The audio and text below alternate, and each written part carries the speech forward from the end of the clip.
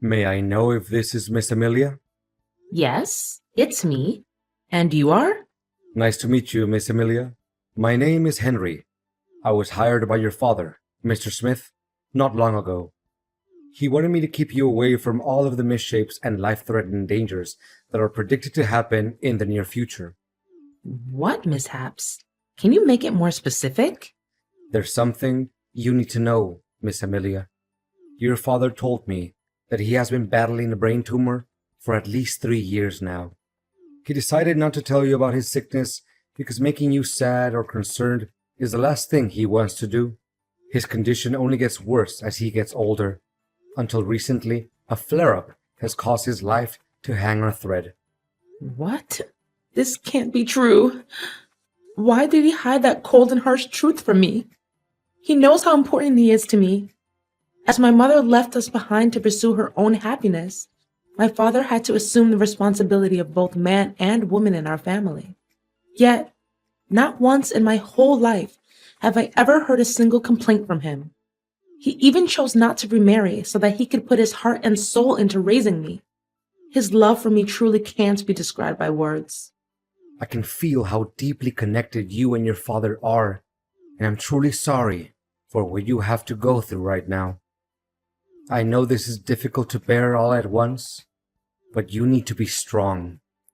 Mr. Smith anticipated that when everyone knows about his current condition, some unfortunate events may happen to you and your dad's company. That's why I'm here, to make sure that you'll be safe, no matter what circumstances. Are you still with me, Miss Amelia? Yes, continue where you're at. I'm just gathering my courage, trying to calm down and not crying too much. I know you're a brave girl, Miss Amelia, and your father is always proud of you for that. But wait, why should I put my trust in everything you have to say? Clearly, you just must be some random person who happened to know my number. Mrs. Smith figured that you would ask something similar. This is why your father asked me to personally send you a keepsake that's very dear to him, which is your mother's necklace. It should have arrived in your mailbox by now. Give me a few minutes to check. Well, I guess what you said is believable, because the one I found in my mailbox is definitely my mom's necklace, which my dad always carries in his pocket wherever he goes. Look, your father is still fighting hard for his life. Although he can hardly move, he's still able to talk and remains conscious about what's going on around him. In around 3 days, I'll read his testament on his behalf at the hospital. According to his will, you, Miss Amelia, will inherit not only his incredibly large fortune, but also his $1 million company. Well, money and power are never my first priorities. All I care about right now is my dad's vitality and well-being. Money and power may not matter much to you, but your father fears that some people may try to steal them from you, or even try to get rid of you so that they can lay their hands on your father's enormous property. That's why I'm here to protect you, and I'll be secretly watching over you from afar and immediately interfere whenever I feel that your safety is in peril. But you gotta make sure that no one can find out the truth about me, even the people who are closest to you. If that's what my dad wants, then I have no reason to disobey. But may I know the identity of people who want to harm me to appropriate my dad's wealth? Well, there are some names on your father's list of possible suspects.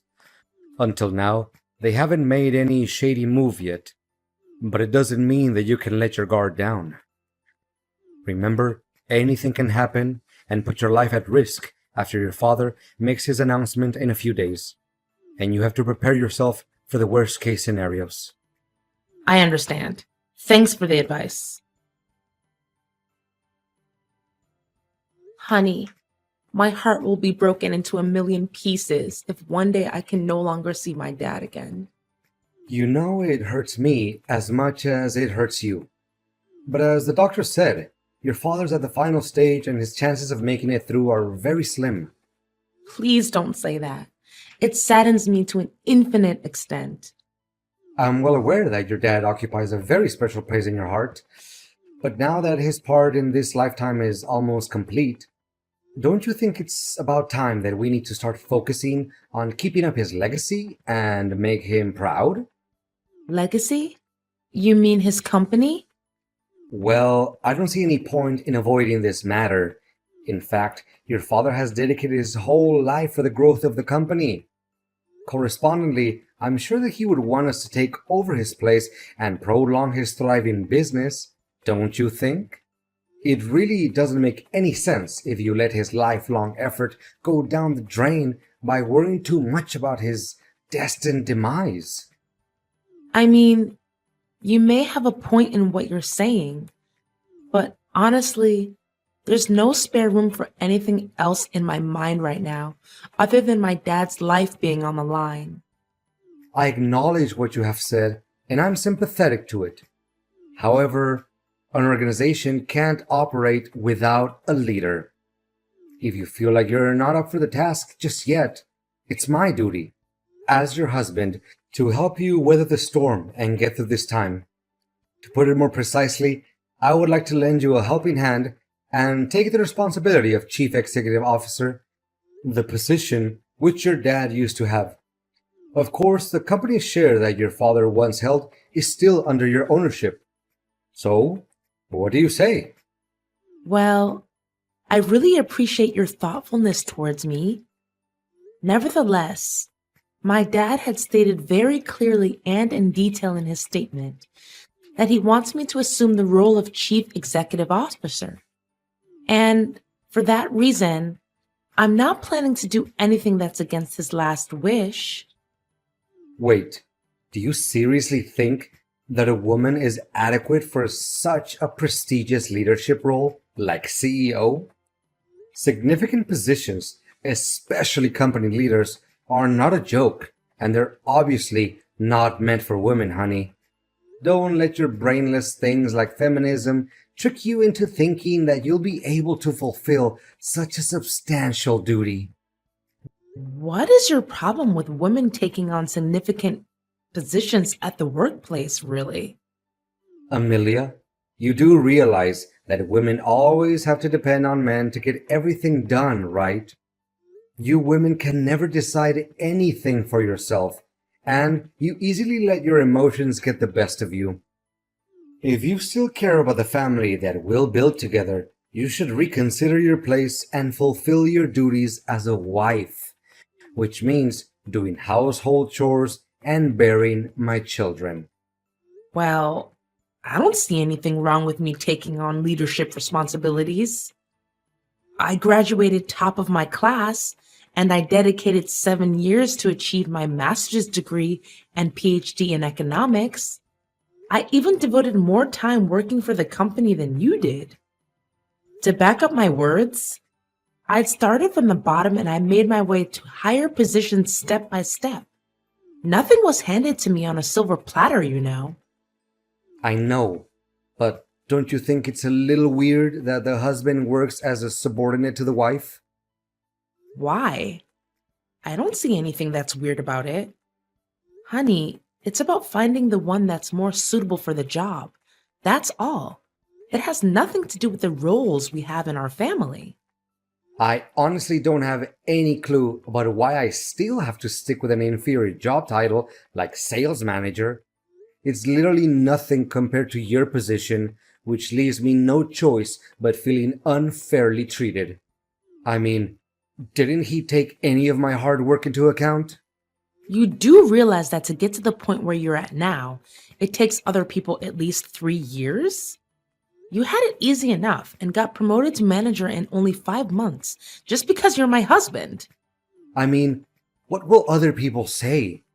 They may think that I'm nothing but merely a parasite in your family. Not getting the highest position of the company doesn't make you a parasite, William. What's wrong with you all of a sudden? I thought you enjoyed your current job. I did, until I figured out how deceitful your father was. He promised that I would take his place after he retired. Now he swallowed his own words and had you take over the position instead. What? How can you make up such a lie? If my father intended to let you take control of the company, he would have told me about it. He never makes any important decisions without letting me know firsthand. Look, William, I don't want us to fight over this kind of thing. We're family, and being family means helping each other out in times of need, not picking a quarrel with one another over power and inheritance. Let me make it clear to you once and for all. If I don't get to work as the chief executive officer of the company, I demand a divorce as soon as possible. What? How could you say that so easily after our 3 years of marriage? And most important of all, in the toughest time of my life, when I'm about to lose my father? Well, your father doesn't treat me very nicely as well. He let you inherit his position because me and him are not biologically related. Guess once an outsider, always an outsider, right? He never saw me as his son after all. I said it. Let me take over your dad's position, or you can consider that our marriage is over. All right, I'll think long and hard about it. William, you can't believe what happened to me when I was on my way home after Dad's funeral. First, I was nearly hit by a truck while crossing the road. Then, out of nowhere, a flower pot almost fell onto my head. I bent down to tighten up my shoelaces. That was why I didn't get hit.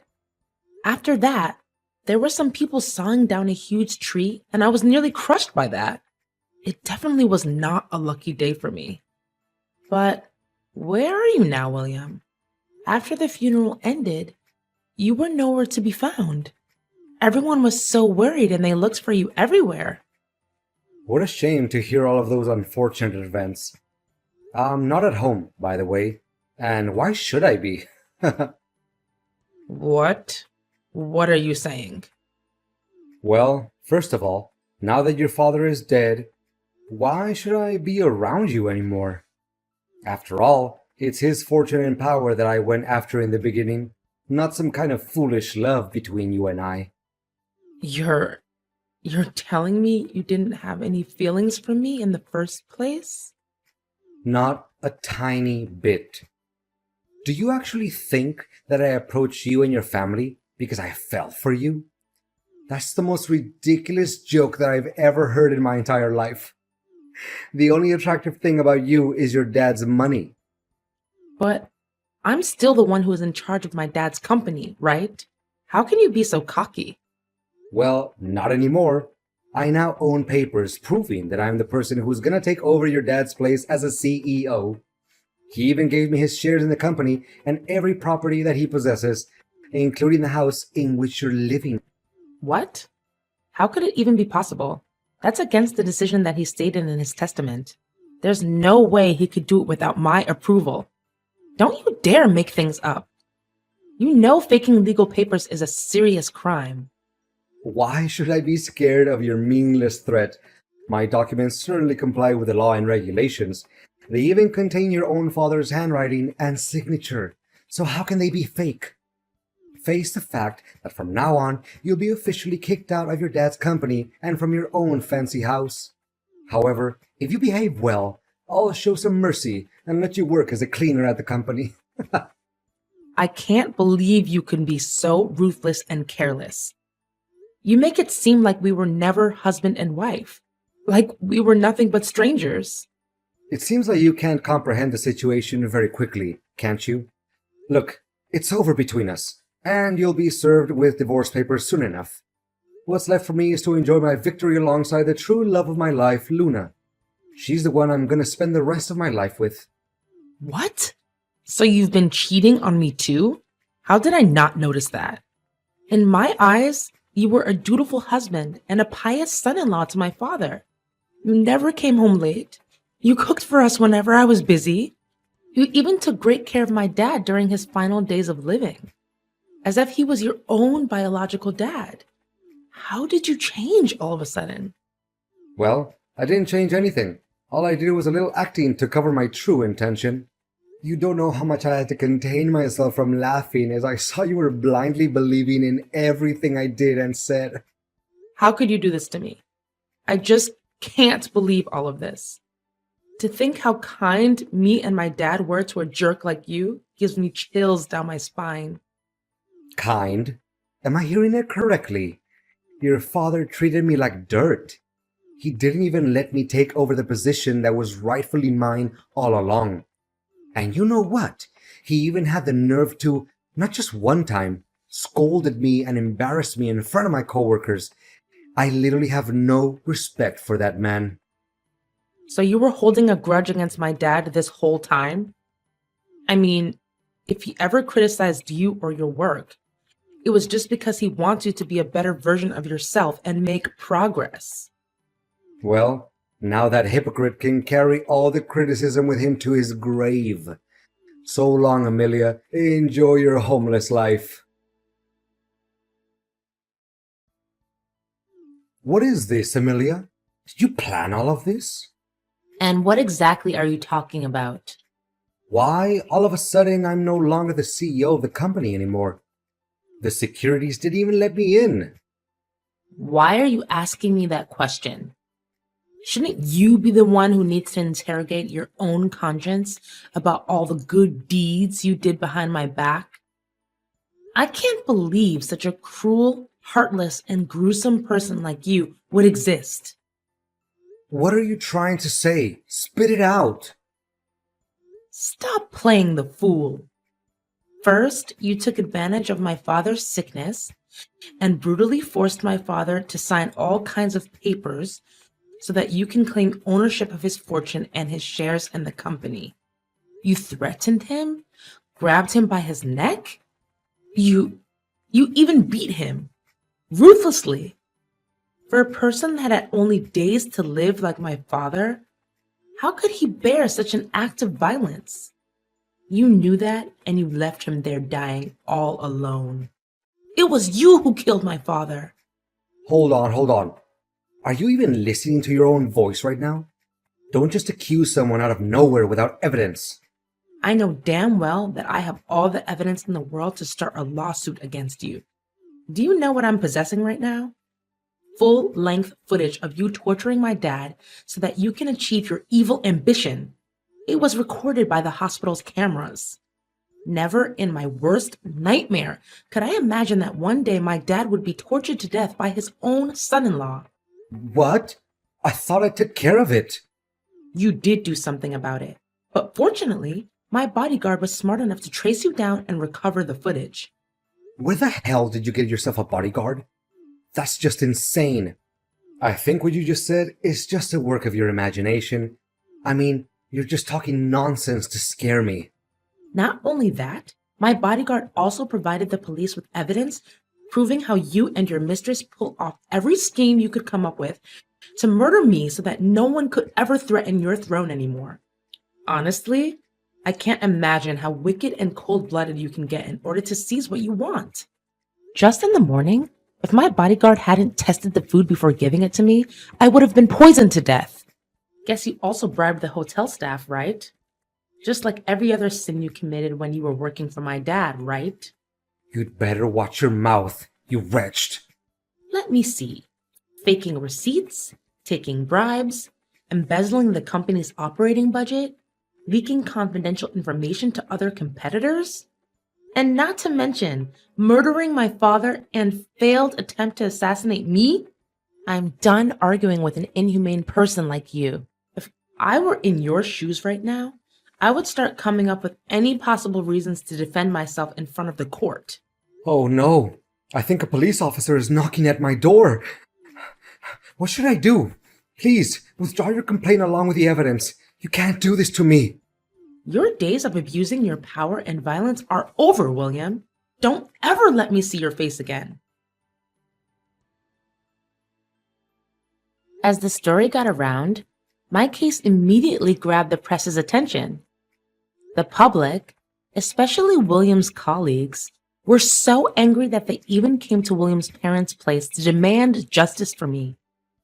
William fought as hard as he could and came up with every absurd and invalid argument to defend his crimes. However, with all the evidence that my bodyguard secretly helped me gather, I still won the case. Finally, My ex-husband's mask was exposed along with all of the dreadful crimes that he committed for the sake of power and money. William was sentenced to 20 years in prison, and all of his property was confiscated and returned to its rightful owner, which is me, the CEO of my dad's company. Being a competent, talented woman with a solid academic background, the substantial duty of a leader doesn't slow me down at work. In fact, it helps my capacity and qualities stand out, which contributes to fortifying the position at the company. My bodyguard is still doing a great job at protecting me from every danger I could possibly encounter. Well, he's not only my bodyguard anymore, but he's also my best friend, a person who I can share each and every one of my secrets with. And most importantly, he's my future